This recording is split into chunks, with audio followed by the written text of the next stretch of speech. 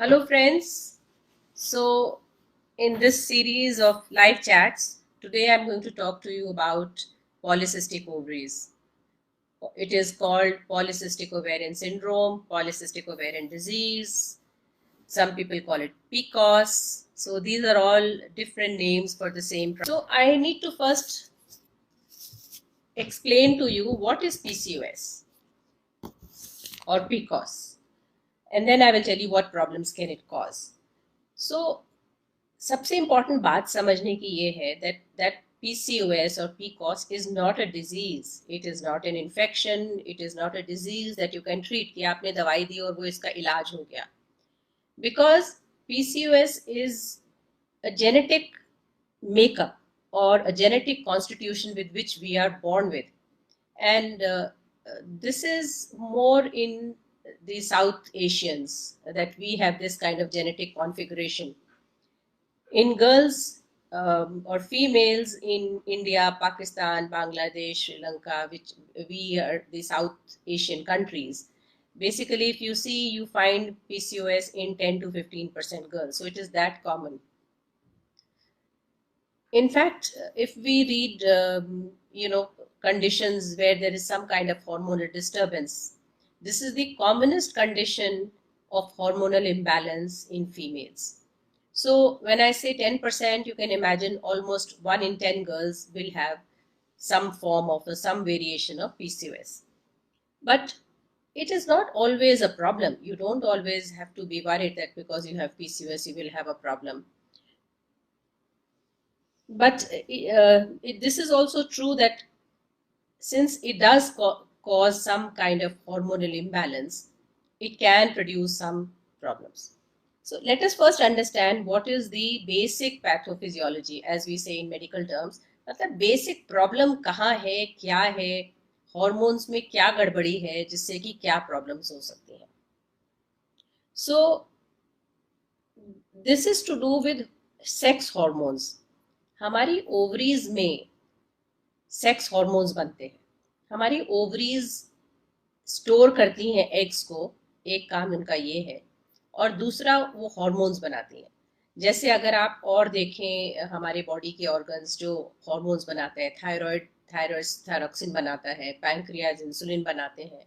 इसी तरह से ओवरीज भी हार्मोन प्रोड्यूसिंग ऑर्गन्स भी होते हैं besides storing the eggs for a female. So what happens that in a normal ovarian function, we produce, since we are females, we produce a lot of female sex hormone जिनको हम estrogens कहते हैं. But थोड़ा बहुत हम male sex hormone भी बनाते हैं, टेस्टोस्टेरोन कहते हैं उसे. सो फीमेल सेक्स हार्मोन्स का रोल हमारी पूरी बॉडी पे है बिसाइड्स रिप्रोडक्शन. जब नॉर्मल ओवरीज में फीमेल सेक्स हार्मोन बहुत ज़्यादा बनता है और मेल हार्मोन बहुत थोड़ा सा बनता है, उसका भी अपना कुछ रोल है बॉडी में. आपको एनर्जी लेवल देता है, मसल मास देता है.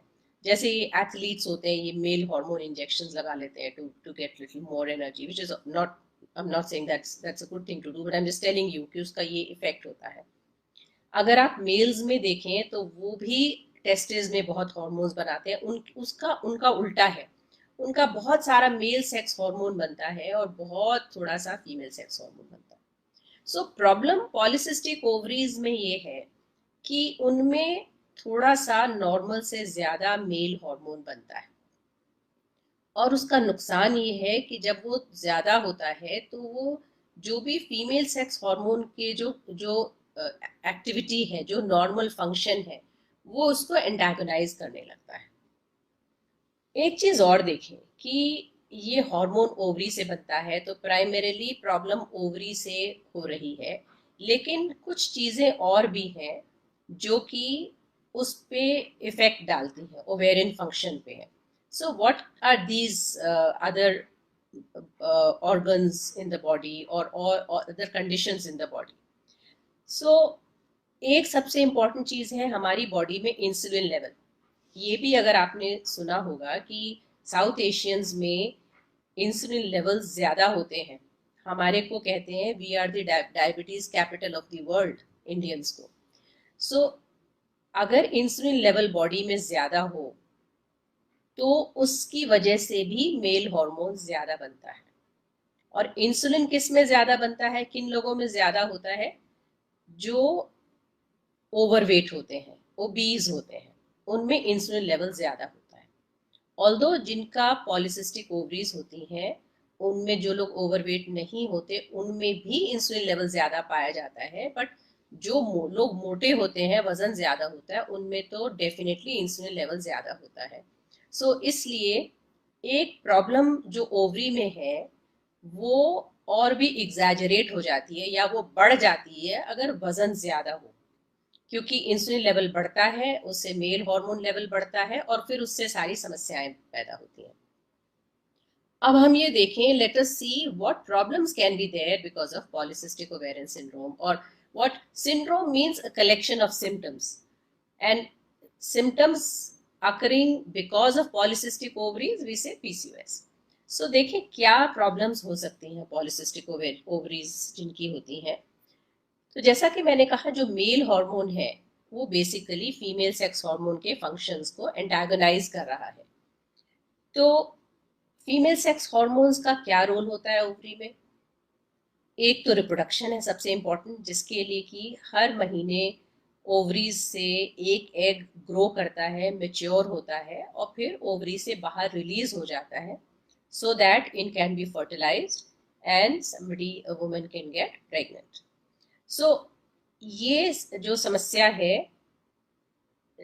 जब मेल हार्मोन ज्यादा होता है तो ये एग को ग्रो नहीं करने देता, वो मेच्योर नहीं होते, रिलीज नहीं होती, इन टेक्निकल टर्म्स ओव्यूलेशन नहीं होती। ओव्यूलेशन नहीं होती तो जो ओव्यूलेशन से लिंक्ड हमारी मेंस्ट्रुअल साइकिल है वो गड़बड़ा जाती है।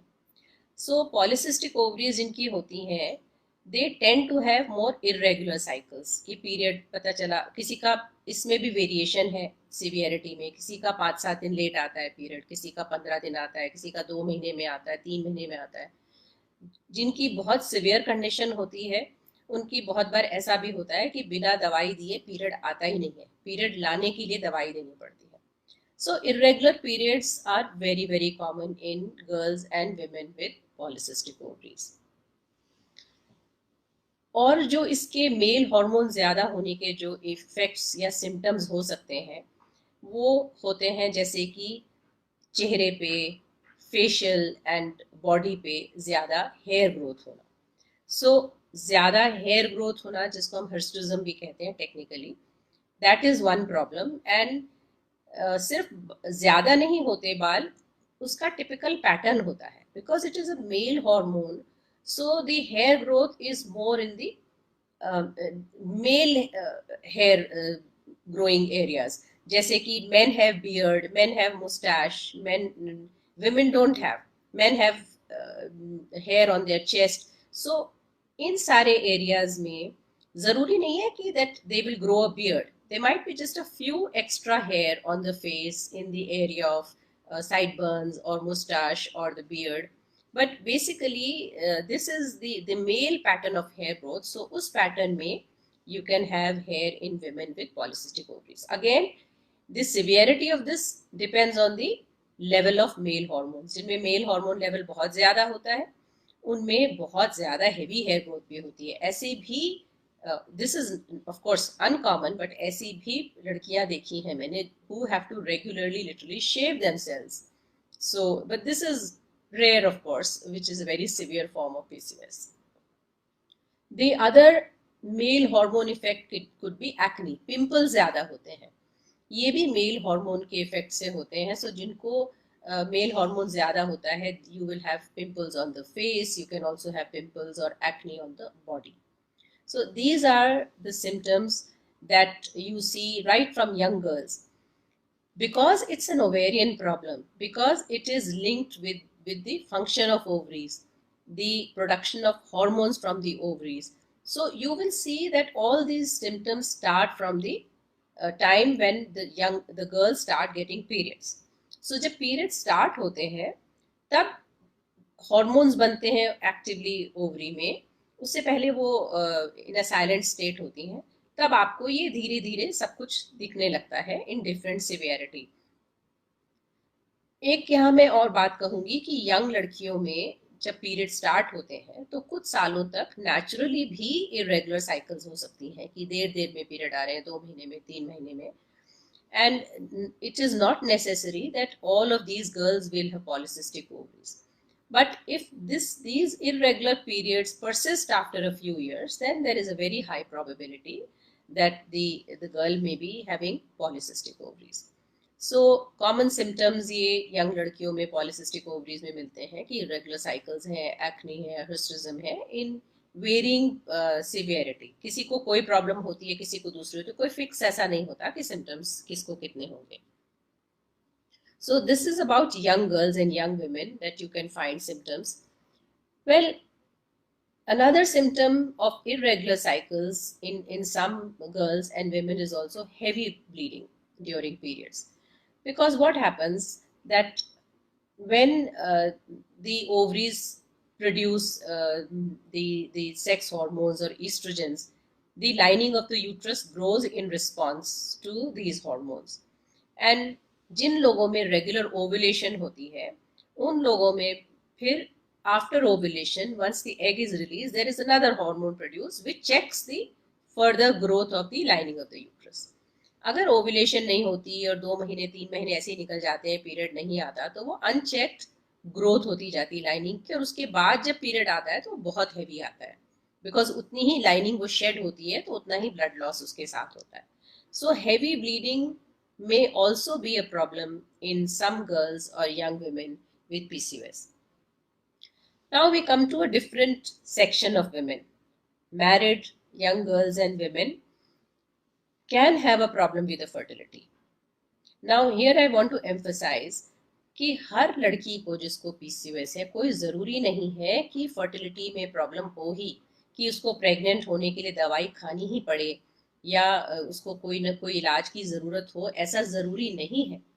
और यहाँ पर देखा गया है कि जो लड़कियाँ ओवरवेट नहीं होती, जो फिजिकली एक्टिव होती हैं, they tend to get pregnant even without any kind of medical assistance. So again, like initially I had explained that weight can cause hyperinsulinemia, that means it causes increased insulin levels. And also when women are excessive weight, then they also start producing some hormones from the in their fat cells. So anyway, सबसे बड़ा ये important message ये है कि जो लड़कियां overweight नहीं होती और फिजिकली एक्टिव होती हैं, उनमें फर्टिलिटी इश्यूज कम होते हैं with polycystic ovaries. So fertility issue क्यों होते हैं पीसीओएस के साथ? जैसा कि मैंने बताया, because they don't ovulate regularly, because they do not produce an egg regularly, so obviously their chances of conception become less. If a young girl who is regularly menstruating means she produces at least 12 eggs in a year, so she has that 12 times in a cycle she has the chance to get pregnant. But if she is producing, let's say usko period 2-2.5 महीने में होते हैं, even if she is ovulating, so her chances of getting pregnant have reduced to 50%. और अगर ज्यादा cycle irregular है, ovulation हो नहीं रही, तो ऑब्वियसली चांस और कम हो जाता है प्रेग्नेंट होने का. Then there are other conditions besides these symptoms and the problem of fertility. There are other conditions which are more common in girls or women with polycystic ovaries. One is diabetes, which is obviously easy to understand, that like I said, because they have insulin levels are higher, they tend to get diabetes more often than compared to a non-PCOS. अक्सर ऐसी लड़कियों या महिलाओं के अगर आप family history देखेंगे तो उनमें भी डायबिटीज़ की हिस्ट्री ज़्यादा मिलती है. एंड अगेन, सिंपल तरीका if you want to avoid becoming a diabetic when you have PCOS is to keep active, to not to be overweight. In fact, I want to stress here that people who are overweight, they think they have to exercise and lose weight and not eat a lot of carbs and sugars, refined sugars especially. But even girls who are not overweight, or women who are not overweight, need to exercise regularly to keep their insulin levels down, so that they minimize their risk of developing diabetes. इस risk को बहुत कम किया जा सकता है अगर हम इस बात पे ध्यान करें। और कुछ समस्याएं हैं जो और लेटर लाइफ में आती हैं। अब हम और आगे की तरफ बढ़ें तो अगर 40 प्लस की वुमेन की बात करें तो उनमें देखा गया है कि जिनको पॉलिसिस्टिक ओवरीज होती हैं और साथ में पीरियड्स बहुत इरेगुलर आते हैं, पीरियड्स हैवी होते हैं, जैसा कि मैंने बताया कि जब पीरियड देर में होता है तो लाइनिंग ग्रो करती रहती है और फिर जब शेड ऑफ होती है तो बहुत ब्लीडिंग होती है। कई लोग को तो इतना हीमोग्लोबिन गिर जाता है that sometimes they even require a blood transfusion. So ऐसे लोगों में एंडोमेट्रियल कैंसर, यू मतलब यूट्रस की लाइनिंग का कैंसर, इसका भी इंसिडेंस ज्यादा होता है, मतलब इसकी संभावना भी बढ़ जाती है जिनको बहुत हेवी और इरेगुलर पीरियड्स होते हैं। क्योंकि देखिए कैंसर क्या है समझने की जरूरत है। Cancer is simply an imbalance between cell growth and cell death. किसी भी जगह बॉडी में अगर रोज 10 नए सेल उगते हैं तो 10 मर जाते हैं, which maintains the normal balance. और अगर कहीं पे भी सेल ग्रोथ ज्यादा होगी बट सेल उतनी डेथ नहीं होगी तो वहां पे वो सेल्स जो ओवरग्रोन सेल्स है वो ट्यूमर बन जाएगा। सो इसी तरह से अगर यूट्रस की लाइनिंग समय समय पे जैसे उसको नॉर्मल पीरियड्स आते हैं अगर वो शेड नहीं होगी, अगर बाहर नहीं आएगी तो उसकी जो ग्रोथ अनचेक्ड होती है, so there is a possibility कि अनचेक्ड ग्रोथ है तो कभी अगर उसका बैलेंस बिगड़ गया तो कैंसर की संभावना होती है। इसका मतलब ये नहीं है कि हर एक को जिसको पीसीओएस उसको कैंसर हो जाएगा। It is still a very small percentage of women who we have, but my message to all of you is that again, like you can reduce the risk of diabetes, you can reduce the risk of developing uterine cancer if you keep exercising, keep physically active, and keep maintain your weight. So basically pure carbs like sugar, chini, mithai, roti, chawal, pizza, pasta, these are all carbohydrates in very sort of uh, which give which are refined sugars and which give increase your blood sugar levels and increase your insulin levels. So avoid junk food, basically इस पे आ जाती है। Junk food avoid करें। खाने में भी हम लोगों का कार्बोहाइड्रेट इंटेक एज इंडियंस बहुत ज्यादा है, तो उसमें रोटी, चावल, ब्रेड, इन पे जोर कम होना चाहिए और फ्रूट्स और वेजिटेबल्स पे ज्यादा होना चाहिए। यंग गर्ल्स हैं तो प्रोटीन ले अच्छा, दाल दाल खाएं अच्छे से और प्रोटीन बेसिकली दूध में मिलता है। अगर नॉन वेजिटेरियंस हैं तो they can get proteins obviously from non vegetarian diets, but young लड़कियों में प्रोटीन ज़्यादा लेना चाहिए और कार्बोहाइड्रेट पे इतना जोर नहीं रखना चाहिए। And even as you get older, basically हम लोग जितना 20 साल पे हमारी डाइट होती है, जितना 25 साल पे होती है, हम उतना ही खाते जाते हैं अगले 10, 15, 20 साल। जैसे जैसे हमारी उम्र बढ़ती है कार्बोहाइड्रेट इंटेक कम करना चाहिए। हमें प्रोटीन बहुत ज़्यादा नहीं चाहिए होता as we get older because हम मसल बिल्डिंग नहीं है अब हमारी अब, लेकिन कार्बोहाइड्रेट ज़्यादा लेने से basically we increase our risk of diabetes, heart disease, because we put on weight, because we are taking pure carbs which get converted into fat. So this is all I wanted to say about PCOS. So it is, again I want to repeat and reiterate, it is not a disease. It is a constitutional genetic configuration with which we are born with. We cannot change it. हम उसको बदल नहीं सकते. So I was just saying that PCOS is more of a lifestyle disease and we can manage it with lifestyle modification like having a diet which is low in carbs and doing regular exercise. Thank you.